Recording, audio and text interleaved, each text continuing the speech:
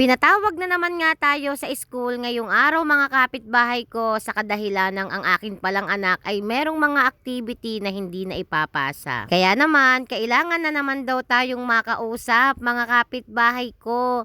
Sabi ko nga sa aking anak, bakit ba ikaw ay ganyang pasaway kung kailan graduating ka na, boy? Kaya naman kahit mainit at madami akong ginagawa, nandito na naman tayo sa Balayan National High School, kung saan nag-aral at nagtapos ang inyong kapitbahay. Buti nga ay pinapasok na tayo ng gwardiya dito sa loob. At yan nga yung kanilang gym. Nung ako nga ay nag-aaral dito, mga kapitbahay ko, ay dito nga din ako tumatambay kapag wala pa kaming klase. Kasi minsan maaga ako pumapasok at nandito nga ako sa may gym at nagpapalipas ng oras. Sumusunod nga lang ako dyan sa aking anak at hindi ko nga alam kung saan ba ako nito dadalhin. At dito nga sa bahaging ito ay dito yung room ng aking anak. At hindi niya alam na binibidyohan ko na siya. Yung isa niyang kaklase ay nakita nga agad ako. Tapos si Ining nga ay hindi agad ako napapansin. Pero nakailang video na ako sa kanya bago niya ako napansin. Kaya ayan naman, tumungo na tayo dito sa aking anak na lalaki. At ayan, pagpasok mo pala dito mga kapitbahay ko ay nandito yung mga teachers.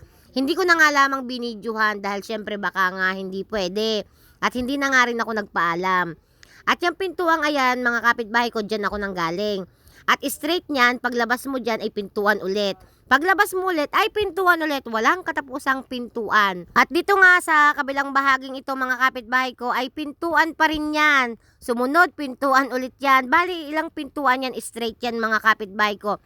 At dito nga sa pintuang ito ay paglabas natin ay nandito na tayo sa may harapan ng basta hallway din ito mga kapitbahay ko. At meron din siyang hagdanan dito kasi yan yung pinaka second floor. At ipapakita ko nga sa inyo mga kapitbahay ko, ayan na nga yung second floor. At nakita ko nga dyan yung aking dating naging kaklase na ngayon pala i-teacher na dito sa Procom.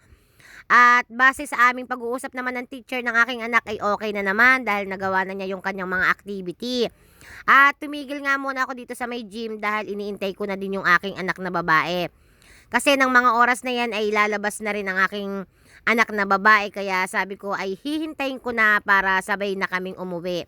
At yan nga yung mga kaklase ng aking anak, mga binata na talaga. Pero mga pasaway pa rin talaga.